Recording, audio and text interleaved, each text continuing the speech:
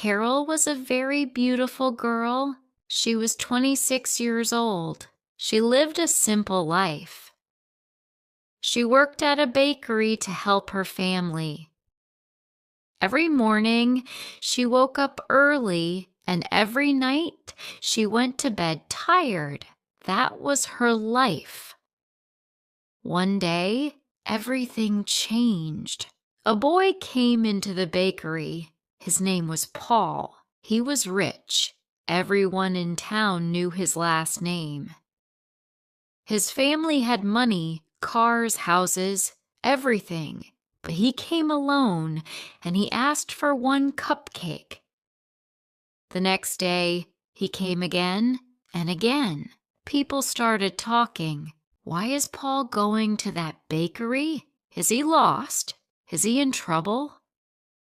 But Paul was not lost. He began asking questions to Carol. What do you like? Do you read books?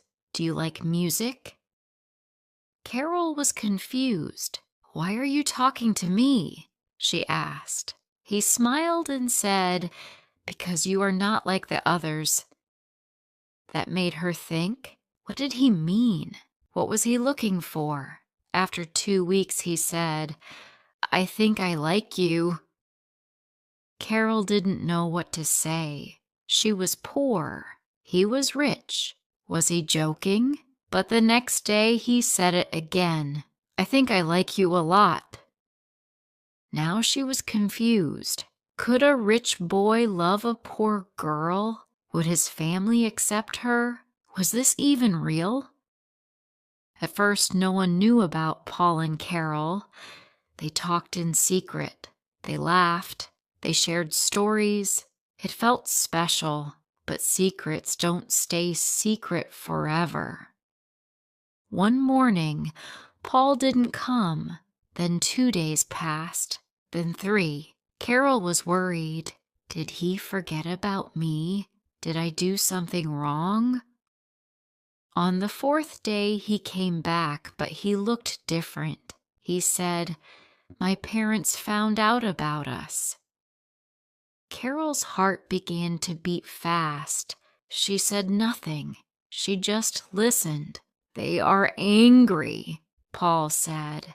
They told me I can't see you again. Why? Carol thought. What did I do? Paul said, they said if I stay with you, they will stop supporting me. No money, no car, no job in the family business. Carol couldn't believe it. She wanted to cry, but she stayed quiet. Then he said, I don't care. I want to be with you. But Carol wasn't happy. She was scared. If he chooses me, he will lose everything. She said, you don't need me. You need your future. Paul answered, you are my future. Those words were sweet, but also dangerous. Now Paul had to choose love or money, Carol or his family. And Carol had to ask herself a painful question. Do I let him fight for me, or do I walk away before he loses everything? There was one more problem. Someone else was watching. Someone who wanted Paul for herself, and she was ready to do anything to take him back. Days passed. Paul kept visiting Carol, even when his parents told him not to. Every time he left his house, they asked, where are you going? Are you still talking to her? Paul didn't answer. He didn't want to lie, but he didn't want to stop seeing Carol. At the same time, something else was happening. Rachel, a rich girl from Paul's world, had always liked Paul. Their parents wanted them to be together. Everyone thought they would get married one day, but now Paul was spending time with a poor girl. Rachel was angry. She felt jealous. She felt afraid. What if he loves Carol? What if he forgets about me forever? She began making plans.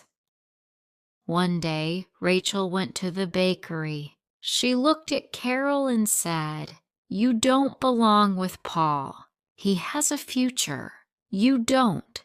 Do you really want to destroy his life?"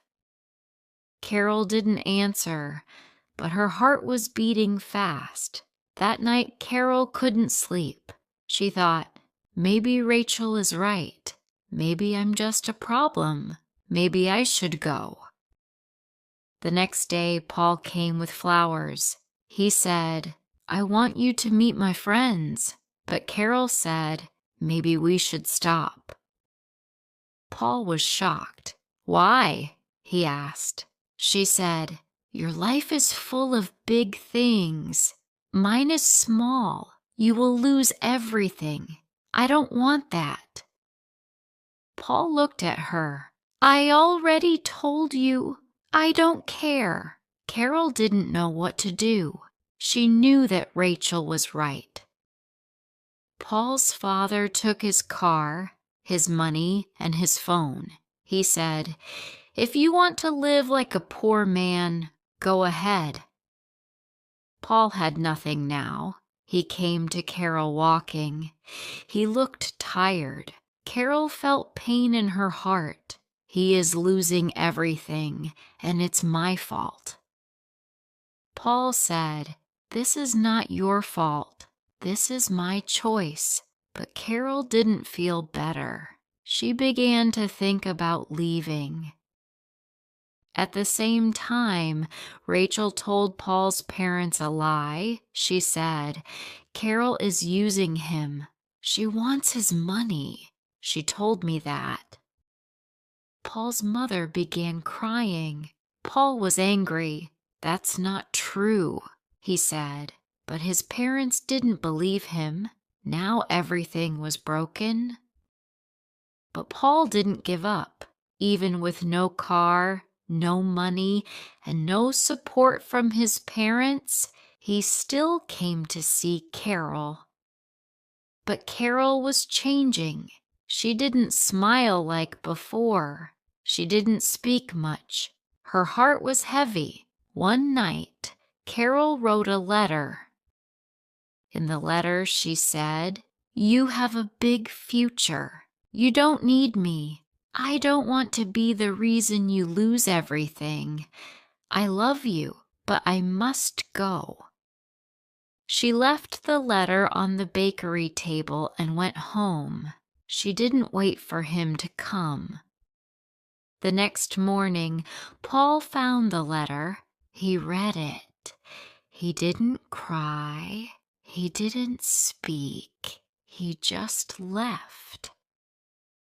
That same day, Rachel's parents organized a party. Everyone important was invited, rich families, business friends, even Paul's parents. Rachel told her friends, "Tonight, Paul will be mine again." But Paul didn't come. People waited. Rachel smiled and said, "He will come." But she was wrong. Paul went to the bakery to meet Carol. She saw Paul and said, "Why are you here?" He gave her the letter and said, "You don't decide for me. I decide. I want you. Not money, not parties, not lies." Carol felt hopeful. At the party, Paul's mother found a voice message on Rachel's phone. Rachel had forgotten to delete it. In the message, Rachel said, "Carol is just a poor girl. She's no danger. I'll scare her. She'll leave him. Trust me." Paul's mother listened in silence. Then she said to her husband, "We made a huge mistake." The next morning, Paul's mother went to the bakery. When Carol saw her, her heart stopped. What is she doing here? Will she ask me to leave Paul again? But Paul's mother didn't look angry. She put a small letter on the table. "I found this," she said. Carol opened the letter. It was the same letter she had written to Paul, the goodbye letter. "Paul gave me this yesterday," his mother said. "He loves you." Carol didn't say a word. She didn't know what was happening. Then Paul's mother said, "I listened to a message on Rachel's phone. She planned everything. She lied to us. She said you were using him, but you were trying to protect him." Carol was confused. Was this real? Then Paul's mother said, "We were wrong. I was wrong. I judged you for being poor, but you are rich in something we don't have: honesty." That same day, Rachel's lies became public. Her voice message was sent to many people: her friends, her family, her coworkers. People began asking questions. Did she really try to break them apart? Was everything fake? Rachel said nothing. She left town 1 week later. 2 weeks later, Paul's father said, "I want to talk to you both." Carol was nervous. Paul was quiet. Then his father said, "When I was young, I loved a girl like you. My father didn't let me marry her. I never forgot her. I don't want to make the same mistake with my son. I don't care if you are poor. You are honest, and that's what this family needs." Paul and Carol looked at each other. They were very happy. 3 months later, everything had changed. Carol and Paul were still together. They didn't have a big house. They didn't have expensive things, but they had peace. Paul began to work at the bakery. He learned how to make bread and cakes. Paul's parents visited the bakery every Saturday. His mother was always proud of him. One day, Paul's father said, "The family business is yours if you still want it." Paul didn't know what to say. Carol said, "You don't need to choose. Now you have both, a new future and me."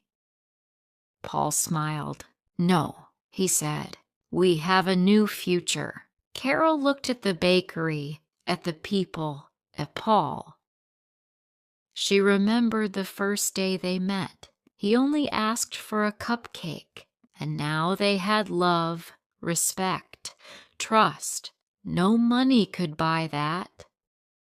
Sometimes people think money is the most important thing, but money can disappear. Love cannot. Paul had everything, but he was not happy.